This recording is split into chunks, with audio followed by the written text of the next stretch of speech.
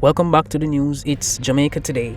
Jodian, the first-time mother who died in April of this year after being denied access to several hospitals to deliver her baby, and was later laid to rest in June the 6th, leaving her 6-month-old daughter, Peyton Grace, at the center of a custody battle between the father of young Peyton and the grandmother, which threatened to inflict fresh wounds as they tried to recover from the tragic loss of Miss Jodian under controversial circumstances. Fearon's death ignited a nationwide outrage as the news of her untimely passing and the circumstances under which she passed quickly spread throughout all local news outlets and quickly after the overseas diaspora and international news outlet. Jodian was denied access to urgent care needed while being in labor, as doctors cited that the young mother showed symptoms of COVID-19 after she had already registered to deliver her baby at the hospital. She was later after denied access to 2 other hospitals and later passed after delivering her baby from what is said to be a heart attack. Her COVID-19 results returned negative, leaving newborn Peyton Grace in the care of her father and grandmother, who are finding it difficult to come up with an amicable arrangement concerning the custody of the child, as the grandmother, who lives in Florida, insists on having custody of young Peyton, is being challenged by the father, who has 2 other kids and deemed himself capable of taking care of his 3rd child. With the 2 unable to agree as to how they will co-parent young Peyton, the matter has landed itself in the courts for a judge to decide on who should gain custody of the child. And on to another story. 11 persons were shot, 1 fatally, at a party that was in breach of the Disaster Risk Management Act on Friday, October the 3rd. 2 of the men are top-tier members of the Teshamila faction of the Klansmen gang in Spanish Town, St. Catherine. The gang, who thrived off extortion monies from local businesses in and around Spanish Town and the public and private transport operators, has caused a big split in the gang as members fight for control of the town center as they try to keep a hold onto the hefty sums being accumulated from their extortion enterprise. The fight has, however, came with a lot of deaths, as once friends have turned their guns on each other as they divide in their support for their own dons, with the 2 main leaders being Teshamila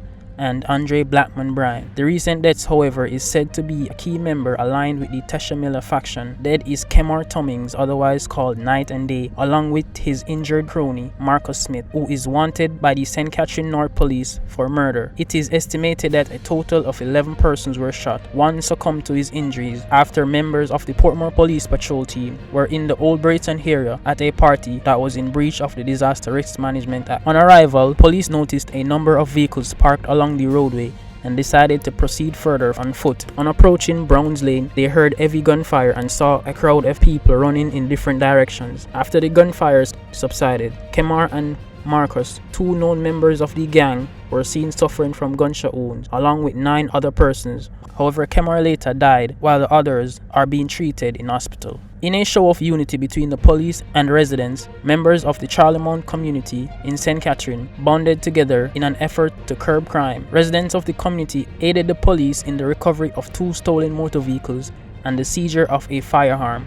1 man is now in custody and a firearm with 2 motor vehicles seized. Reports are that about 12 a.m. a police team responded to calls of suspicious activities in the area. The police, who were quick on the scene, observed 2 motor vehicles with a group of men inside. On seeing the police, one of the vehicles sped off and later crashed into a wall. As the police gave chase, the men alighted from the vehicle and started firing wildly at the police team and proceeded to make their escape in nearby bushes.